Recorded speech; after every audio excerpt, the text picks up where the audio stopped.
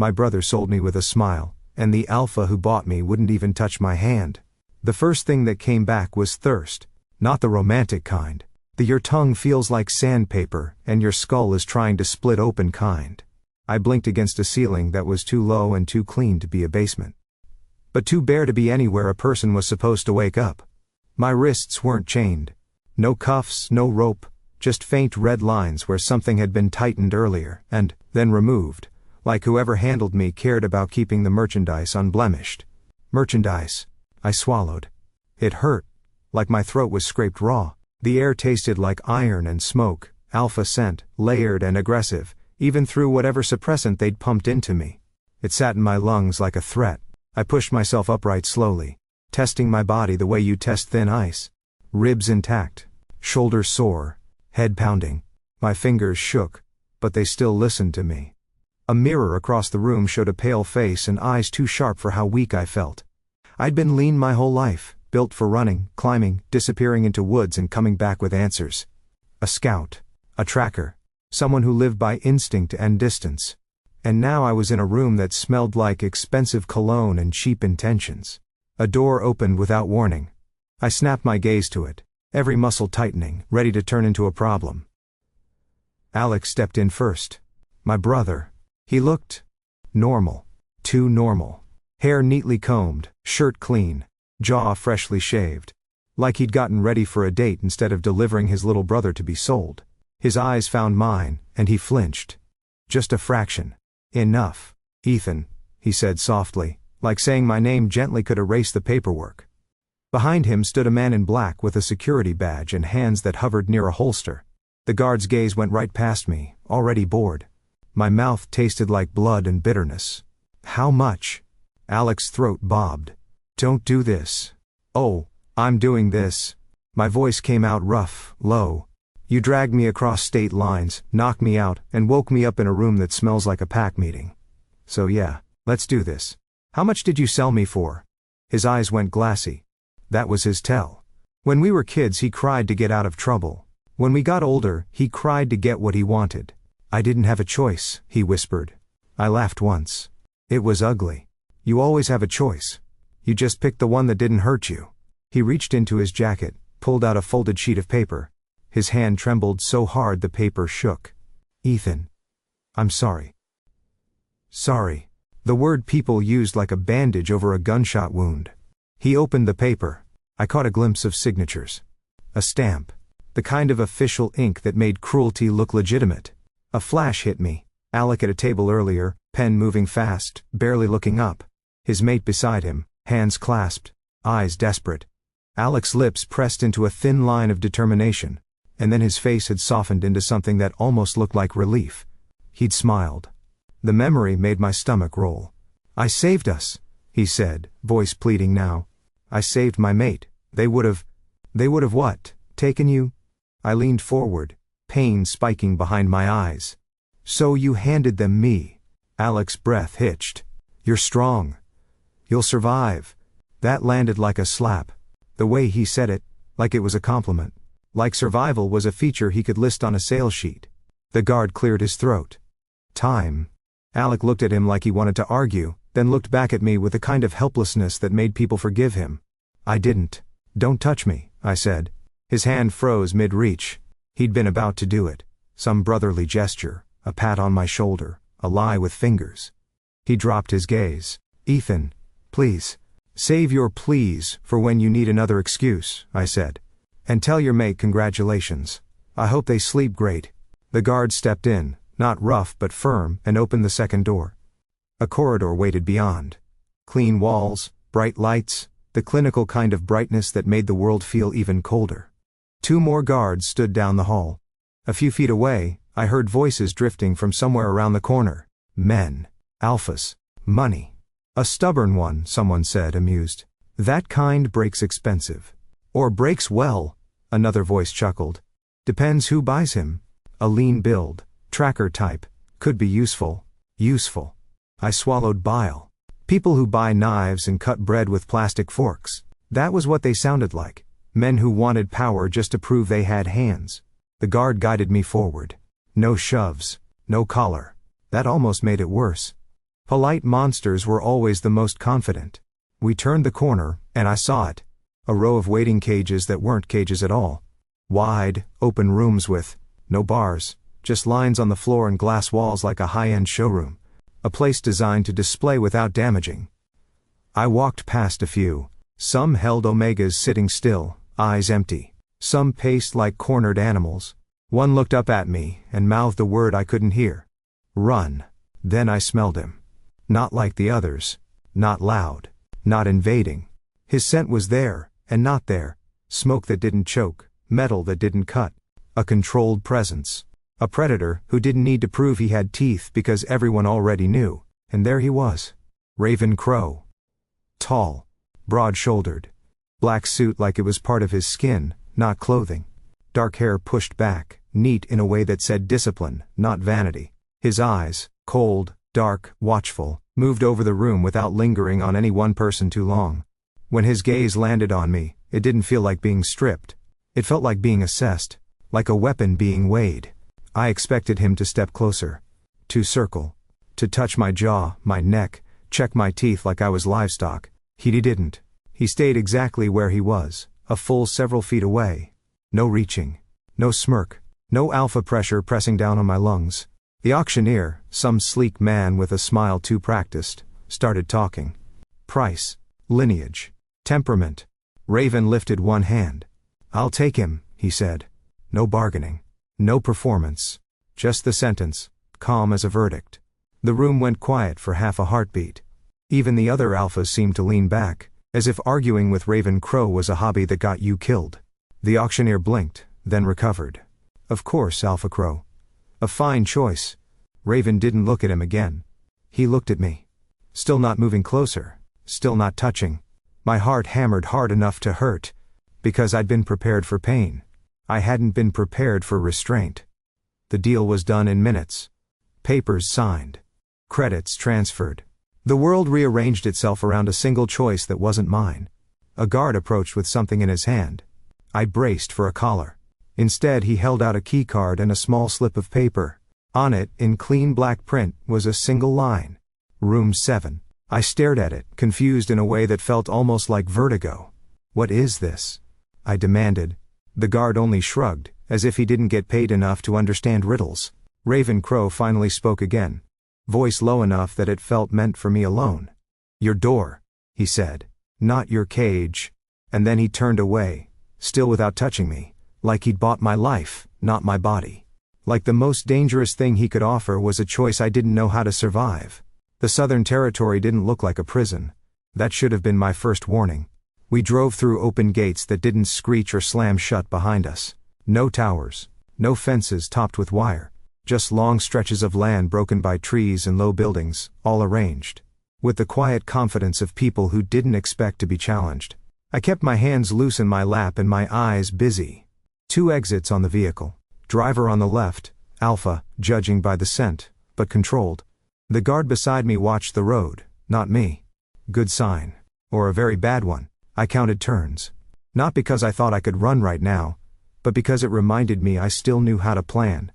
The car stopped in front of a house that was understated. Stone, glass, clean lines.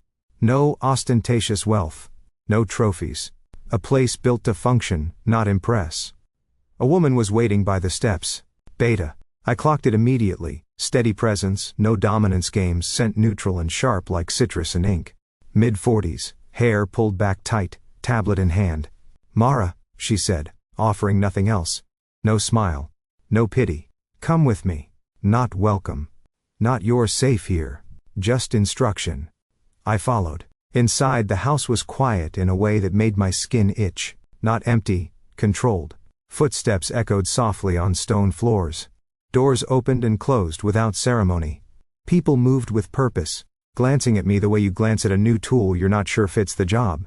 Mara led me down a hallway. Meals are at set times. Training areas are marked.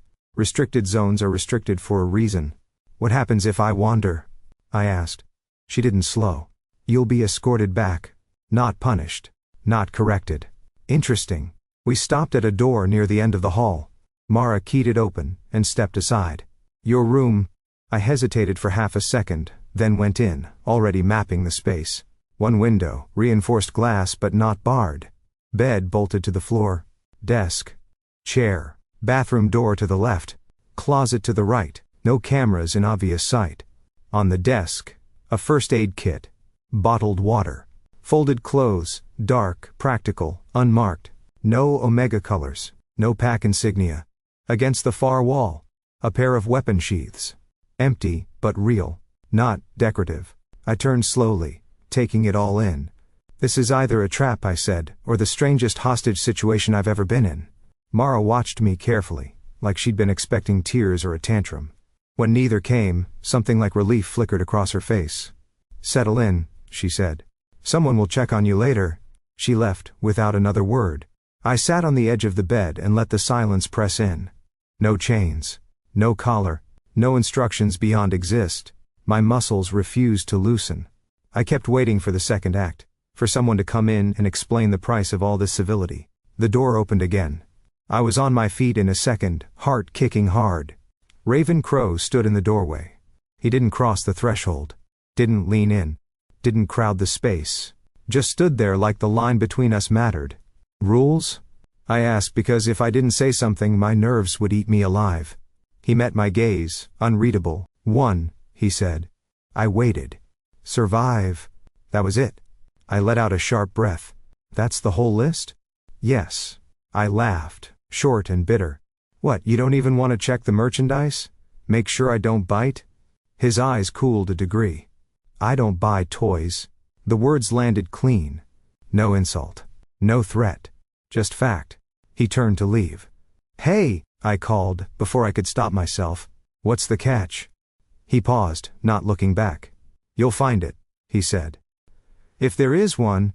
The door closed behind him, soft as a held breath. I stood there, staring at the space he'd refused to enter, my heart still racing. Bought, not claimed. I looked around the room again, the water, the medical kit, the weapons.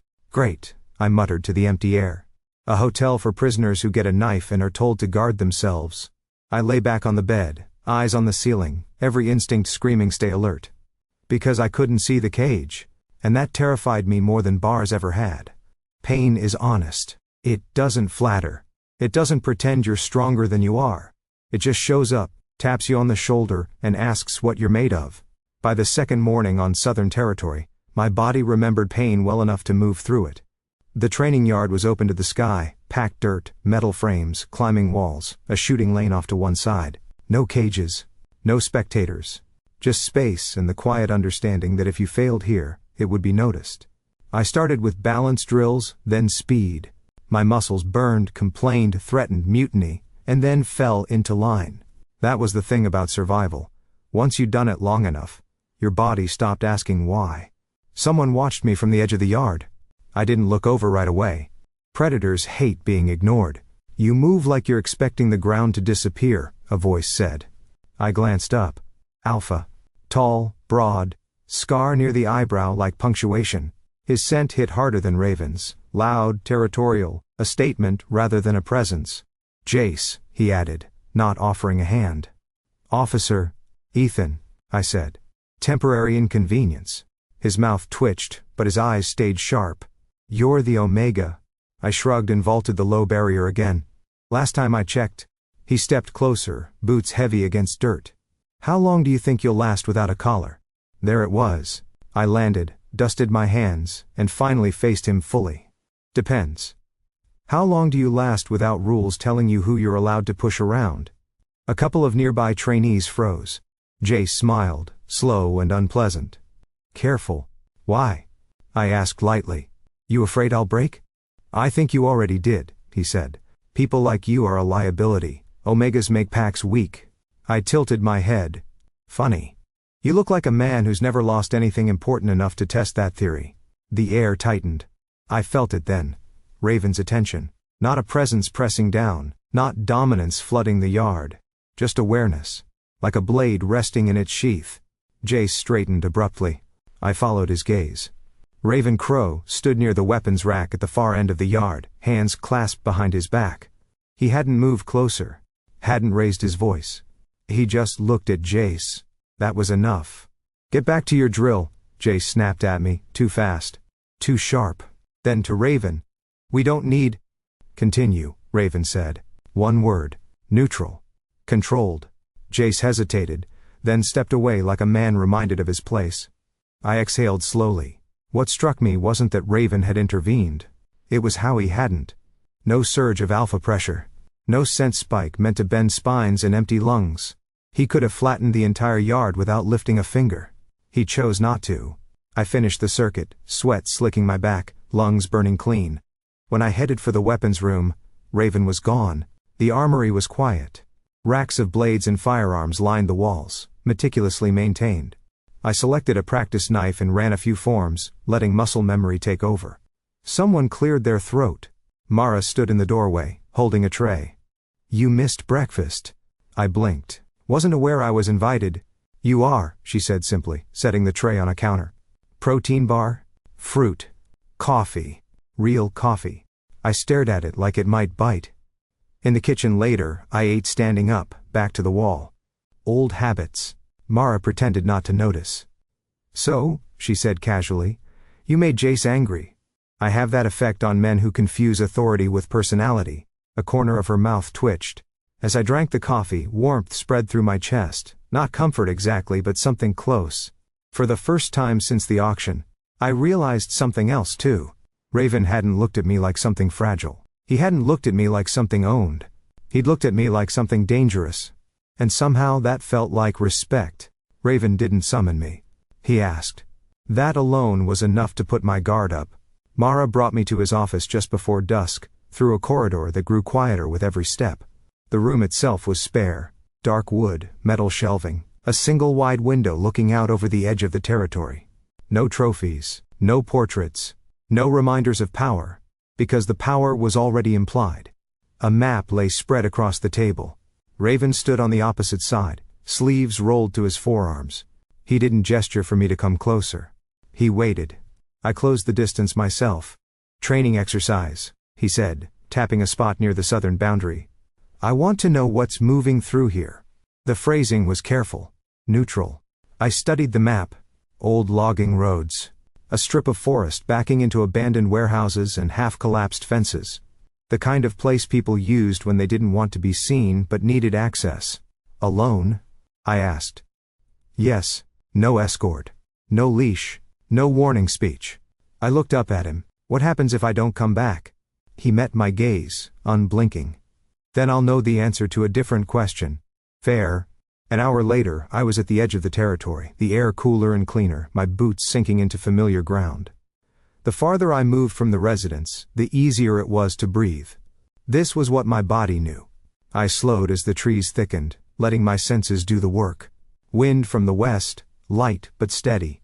Recent rain, mud still soft beneath leaf litter. I crouched, ran my fingers along a depression in the soil. Boot prints, not pack standard. Civilian soles, worn unevenly. Someone who favored their left side. I followed. The trail bent toward the industrial strip.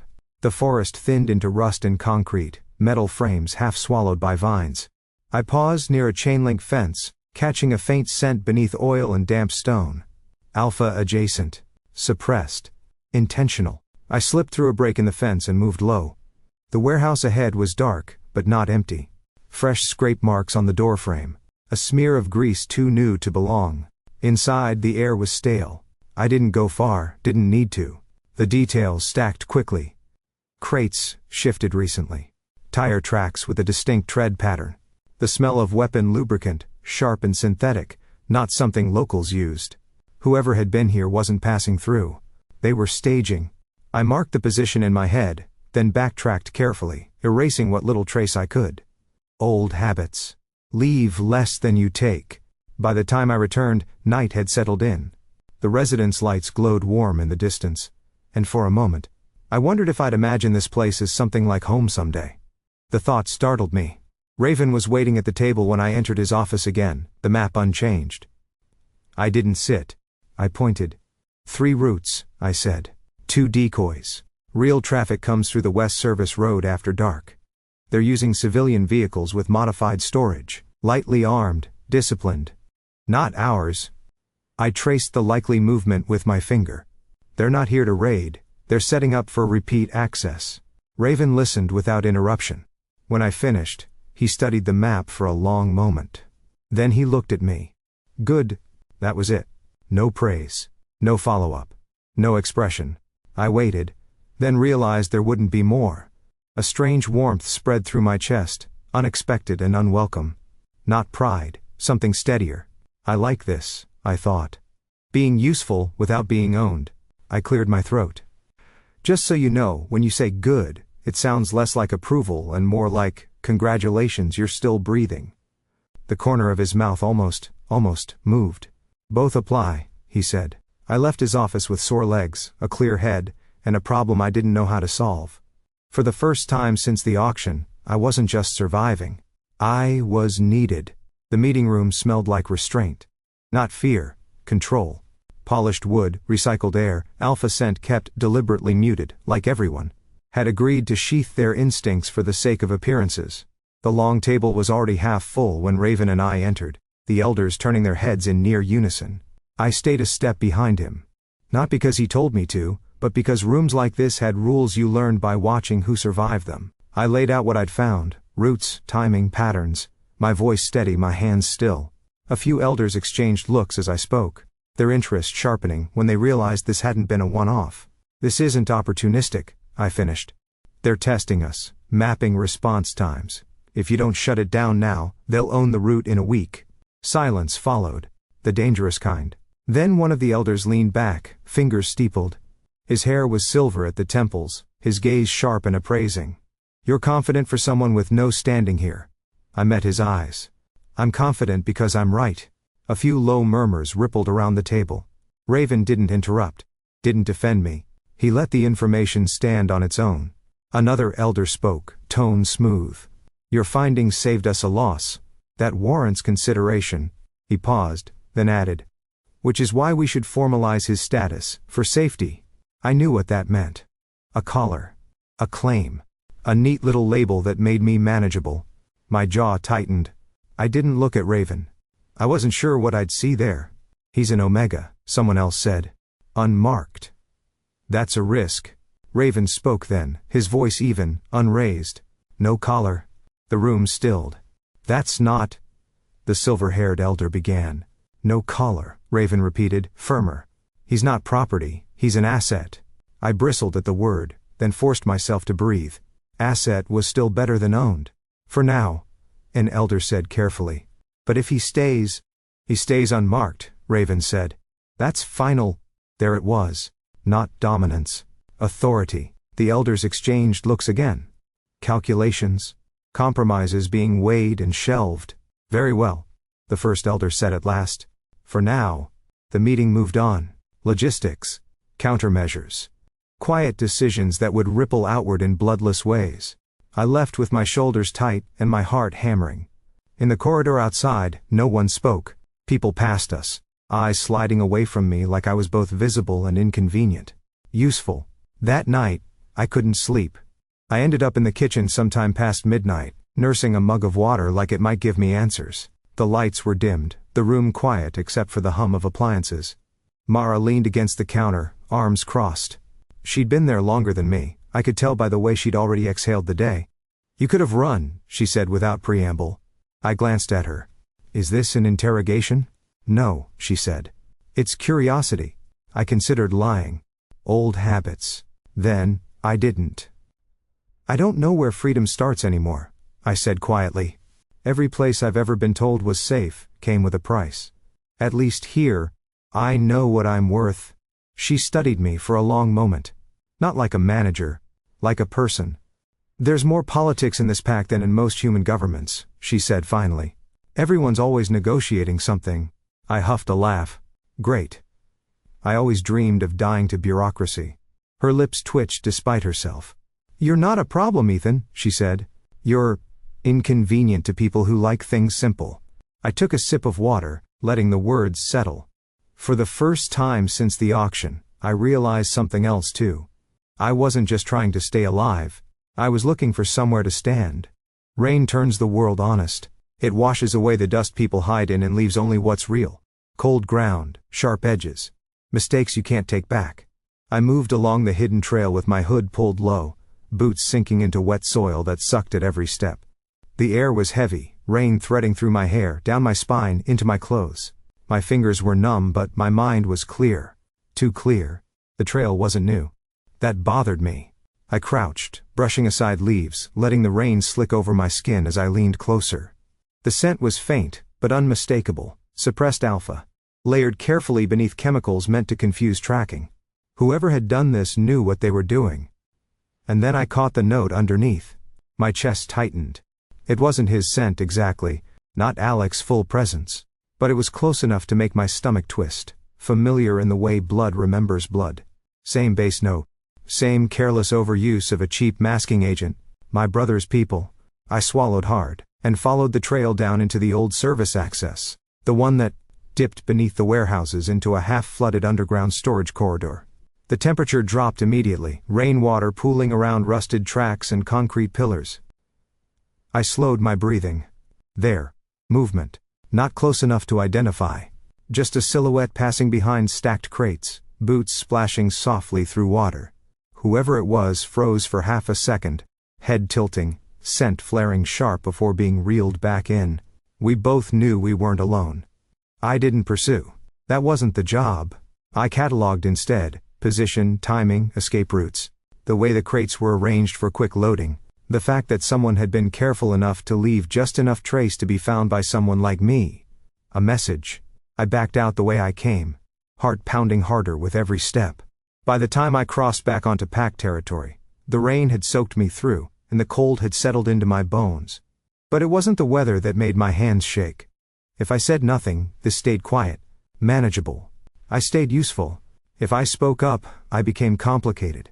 A problem. Someone tied to the enemy by blood. I stood under the awning outside the residence for a long moment, letting rain drip from my hair, my jacket, my thoughts. I'd spent most of my life learning when to disappear. This time, I didn't. Raven was in his office, the map replaced with a clean surface and a single lamp casting long shadows. He looked up as I entered, eyes immediately narrowing, not in suspicion but focus. "You found something," he said. I nodded. My voice felt rough. Yes. I told him everything. Not just the routes or the storage setup. Not just the silhouette or the deliberate mess left behind. I told him about the scent. About my brother. I waited for it then. For the calculation, the shift, the subtle pulling back. For my honesty to cost me something. It didn't. Raven listened without interrupting, hands folded, expression unreadable. When I finished, he nodded once. "That aligns," he said. That was it. No accusation, no test, no reminder of what I was or where I came from. "You believe me?"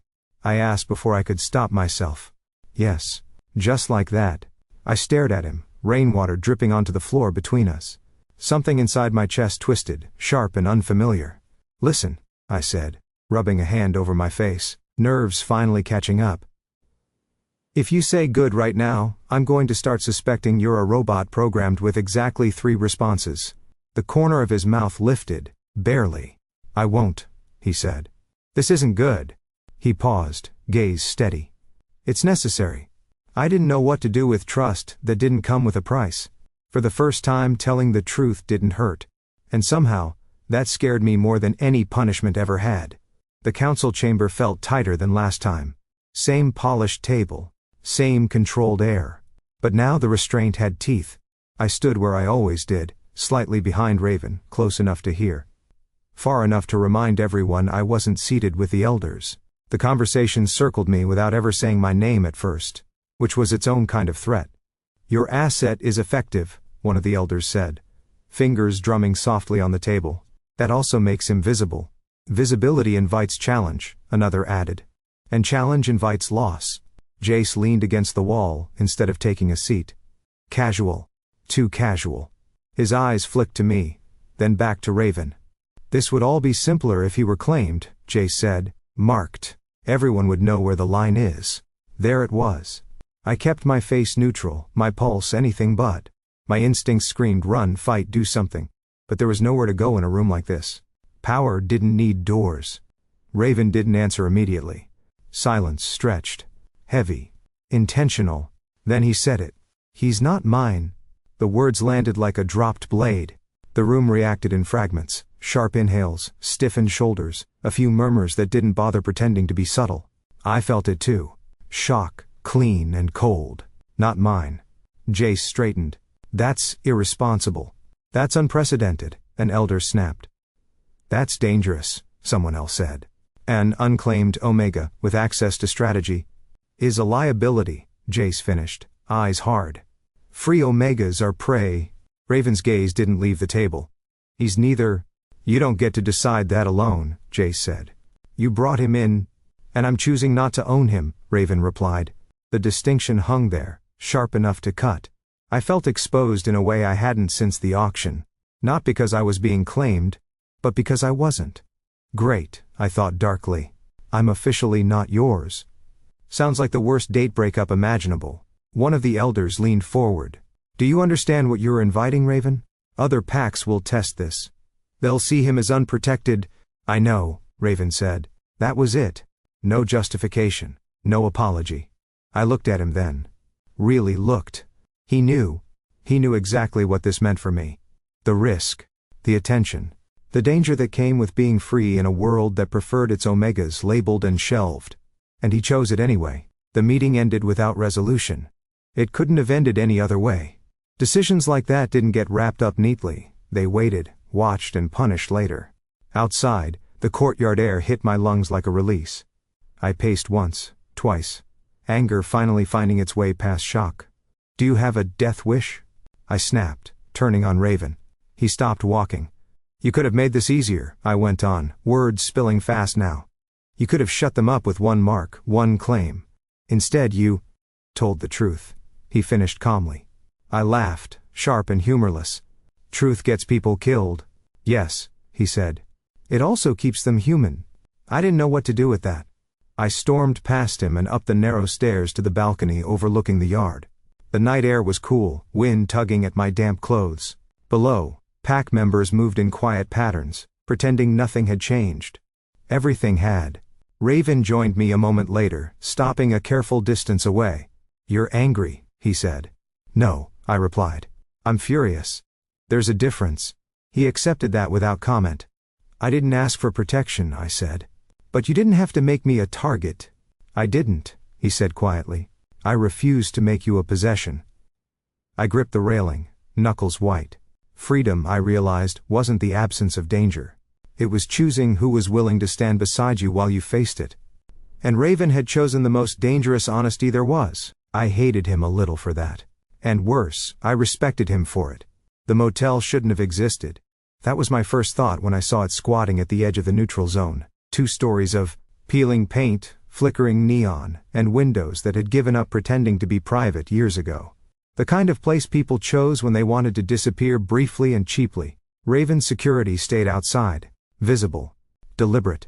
A reminder that this wasn't a family reunion. Alec was already inside. He stood when he saw me, hands clenched at his sides, shoulders tense like he expected a blow. He looked thinner than I remembered. Older. Fear had a way of carving people down to essentials.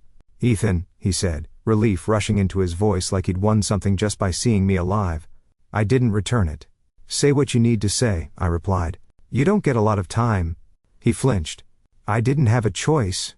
There it was again. His favorite sentence. I leaned against the table instead of sitting. That's funny. Because I remember you choosing a pen, and paper, and my signature, well, yours pretending to be mine. His jaw tightened. They would have killed us. Who? I asked, already knowing the answer. The people you're working against now, he said. Your precious Raven Crow? They want him gone. They always have. I felt it then. The shift. The reason for this meeting. Alec took a breath, steadying himself. They came to me first, offered protection, information, a way out. In exchange for me. I said flatly. In exchange for leverage, he corrected quickly. You were already valuable. I laughed, short and sharp. You sold your brother to prove you mattered. He slammed a hand on the table. I did it to save my mate. The words cracked, raw and desperate. They said if I didn't cooperate, we'd be dead within the week, he went on. So yes, I worked with them. I still do. Because I'm alive. His eyes met mine, pleading now. They're coming for Raven. They want to fracture the southern pack, turn it inward. You're the weak point they didn't expect. I stilled. They're watching you, Alex said softly. Waiting for you to break. Or choose blood. And you? I asked. What are you waiting for? He swallowed. Help. From you. There it was. The ask, naked, at last. You always were the survivor, he said. You'd do the same. For someone you loved? The room went quiet enough to hear the neon buzz outside. I stepped closer until we were only a foot apart. Alex smelled like fear and old lies. No, I said. He blinked. No, I repeated, calm and certain. I wouldn't. You don't mean that? I do, I cut in. I would have died before selling you. I would have fought, run, burned everything down, but I wouldn't have handed you over and called it love. His face crumpled, something inside him finally giving way. You think you're better than me now? He whispered. I think I'm done pretending we're the same, I said. I stepped back, the distance between us suddenly enormous. Congratulations, I added coolly. You saved your mate. Now you've got a real chance of losing your brother forever. I turned toward the door. Behind me, Alex's voice broke. Ethan. I didn't stop. Family, I realized, wasn't blood. It was the line you refused to cross. And mine had been crossed the moment my brother learned how to smile while cutting me loose. The gate was already open when we arrived. That should have told me everything. Night pressed in around the boundary like a held breath. The road beyond the territory stretched dark and empty, lit only by a single, flickering lamp that made the asphalt look wet even where it wasn't. No guards, no weapons drawn, just space. And Raven. He stopped a few steps short of the line, hands loose at his sides. He hadn't ordered me here. He hadn't summoned me. He'd simply said, come with me, and I had, because some part of me still expected a reckoning. This is where it ends, he said quietly. I stared at the road. My chest felt tight, like my ribs were closing in. That's it? Yes. I turned on him, anger snapping hot and fast. You don't get to decide that. I know, he said. That's why I'm not deciding anything. I laughed, sharp and disbelieving. You bought me. I paid for your life, he corrected. Not your will. The words hit harder than I expected. You don't owe me, he continued. You've done what I asked, more than that.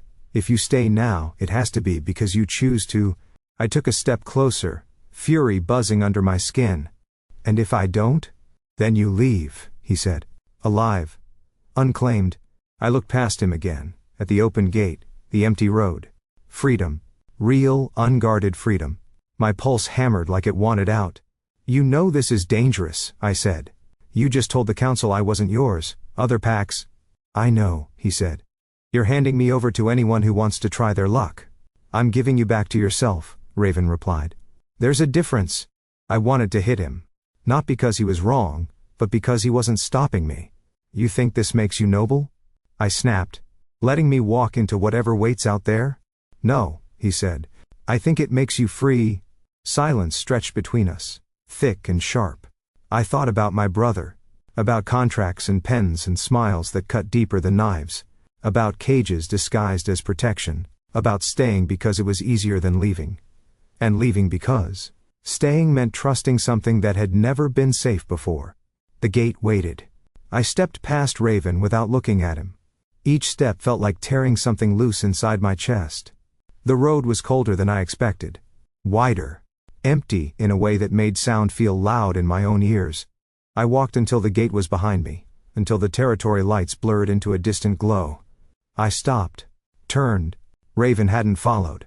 He stood exactly where I'd left him, a dark shape against the light, not reaching, not calling me back. That hurt more than any chain could have. Great, I muttered to myself, staring down the empty road. I'm free. And I have absolutely no plan. As usual, I started walking again, boots scuffing asphalt, heart pounding with a freedom that felt less like relief and more like standing on the edge of something vast and uncaring. Freedom, I realized, wasn't warmth. It was space. And space didn't promise to catch you when you fell. Freedom lasted exactly 37 minutes. That was how long it took for the night to stop feeling like possibility and start feeling like a hunting ground. I walked until my legs burned, then farther, the road unspooling ahead of me like a dare. A cheap cafe flickered into view, neon sign buzzing, windows fogged with grease and tired air. I went in mostly to stop moving. The place smelled like burnt coffee and old fries. 2 truckers hunched over a counter. A woman behind it didn't look up when I slid into a booth. I wrapped my hands around a chipped mug, and tried to convince myself this was what freedom tasted like. It didn't work. Every instinct I had was screaming. Not fear, awareness. The enemy wouldn't need to search for me. I'd made myself visible the moment I stepped past that gate. An unclaimed Omega with information? That was a flare shot into the dark. I pictured Alec's people. The careful mess. The message meant for me. They'll find you, my instinct said. And they'll use you. I stared into the coffee until the surface stopped shaking. Then I thought of Raven. Of the way he'd stepped back instead of forward. Of the silence he used instead of pressure. Of how he'd opened the gate and let me walk away even though it cost him control. He hadn't tried to keep me. He'd trusted me not to disappear just because I could. I stood so fast the booth rattled. "Hey," the woman behind the counter started. "Sorry," I said, already reaching for my wallet. Existential crisis. She didn't look impressed. The road back felt shorter. Like the territory itself was pulling me in. Not with force, but familiarity. When the gate came back into view, still open, still unguarded, something in my chest eased and tightened at the same time. Raven was there. He hadn't moved. That did it. That tiny fracture in his composure, the fact that he'd stayed. I crossed the line without slowing. "I'm staying," I said breathless. "Not as yours." For a second, he didn't answer. Then he nodded once. "Then stay as yourself." The words settled between us, steady and sure. We didn't touch. He led me back in silence, through corridors that felt different now. Not because they'd changed, but because I had. His office light was still on, casting long shadows across the floor. When he turned to face me, his jaw was tight. His control stretched thin enough to notice. "Don't think this is romantic," I said, nerves buzzing.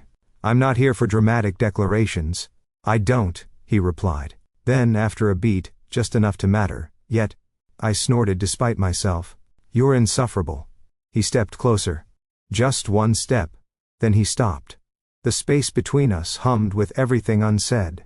"Tell me," he said quietly. I didn't pretend not to understand. "You can," I said. "Just don't decide for me." His breath eased out. Relief. Barely leashed.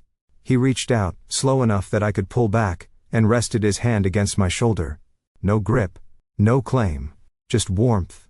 Grounding, and real. My knees almost gave. "I chose this," I said, more to myself than him. "I know," Raven said. And for the first time, the choice felt like something solid beneath my feet. Not a cage. Not a road. A place to stand. Rain blurred the world into motion and sound. Mud sucked at my boots as we moved through the industrial strip, the warehouse looming ahead like a crouched animal.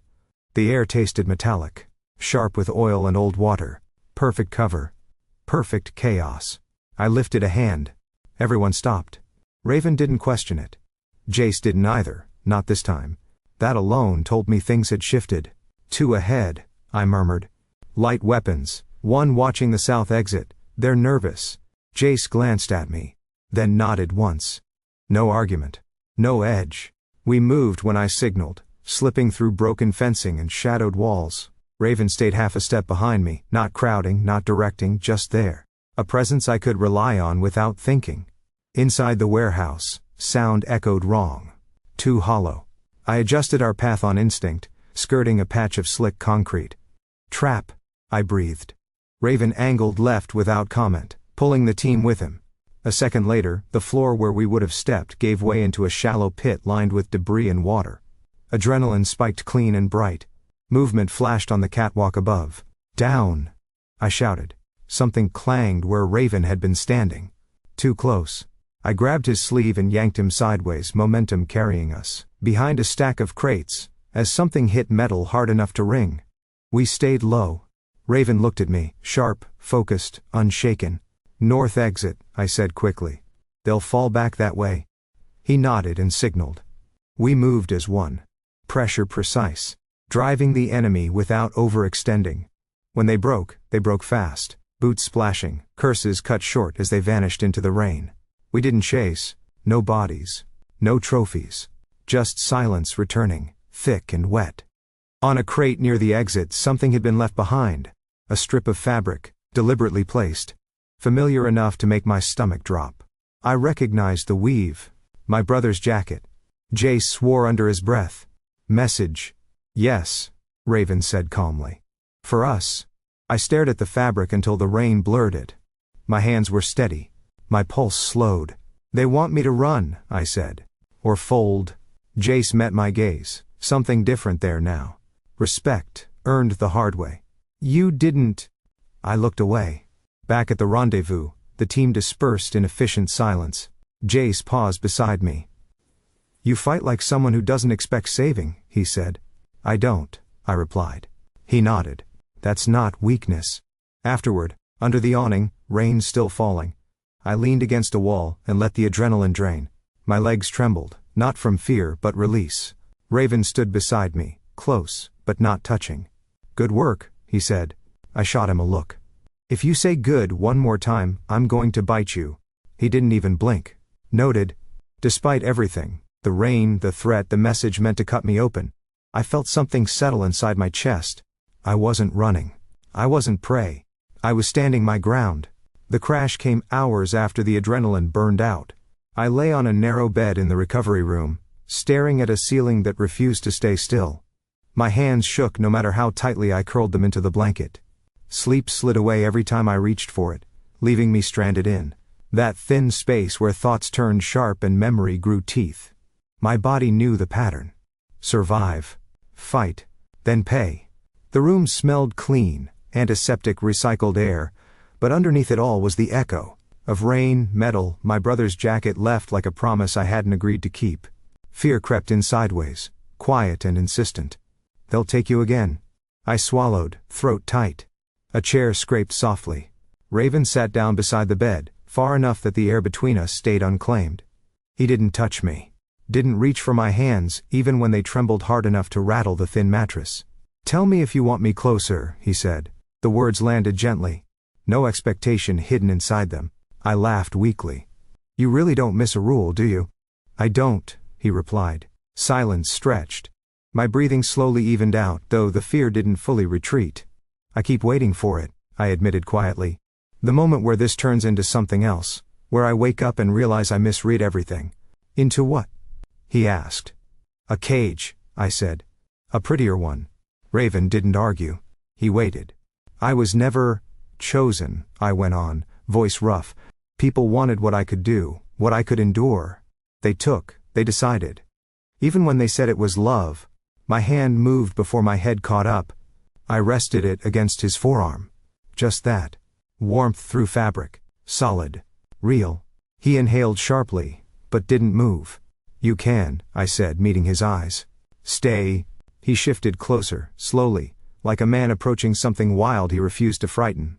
He didn't pull me in. Didn't crowd me. Just sat beside me, presence steady enough to anchor the shaking.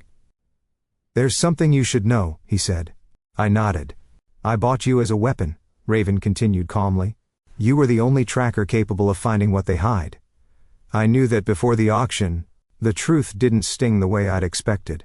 It fit too cleanly. But I wanted you, he went on, voice lower now. From the first moment, my breath caught. And I knew if I touched you, if I claimed you, you'd never know whether you stayed because you chose to, or because you had no other way to survive. I stared at him, heart pounding. So I set the rule, he said. No touch without choice. Something inside me cracked open. Not pain. Relief. No one had ever waited for me before. Not really. They took what they wanted and called it destiny. You're infuriating, I whispered. He almost smiled. Morning came softly. Sunlight slipped into the kitchen, pale and unassuming.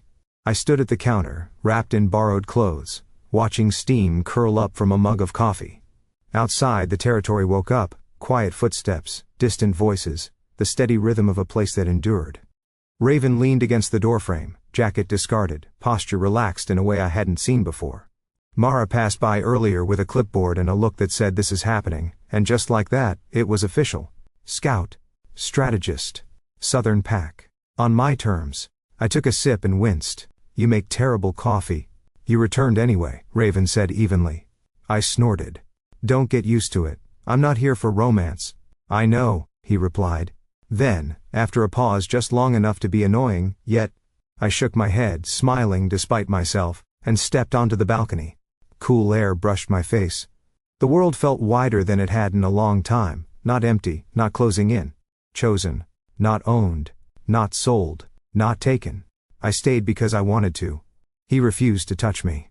Until I chose to stay.